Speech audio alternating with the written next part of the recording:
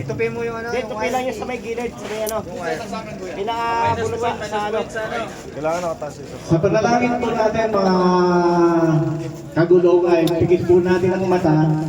Bilang pagtugon po sa panalangin, sumagot po tayo ng opo, amen. Sige po, pigit po natin ang ating mga mata. Mapagpala po namin ang namin Diyos. Narito na po ang kalipunan ng iyong mga anak. Mula sa iba't ibang bahagi ng lugsod ng aming kinabibilangan, payapa po namin narating ang dakong ito upang makiisa sa ika-4 anibersaryo ng aming samahan ng Honda Click Club.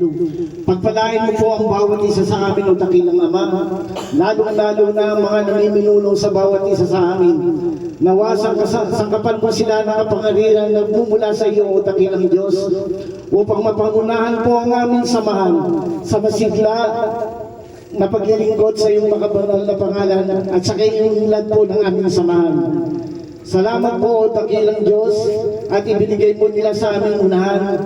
Kaya naman kami ng mga kasamahan po nila o dakilang Diyos, bigyan niyo po kami ng kababaan ng aming loob upang makiisa po sa kanilang layunin, alang-alang po sa kabanalan ng iyong pangalan.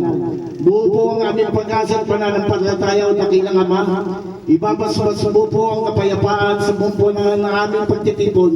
Ang pagpapala po ay aming tatanggapin sa pangalan po ni Cristo Jesus na aming banal na po ng tagapagligtas. Amen.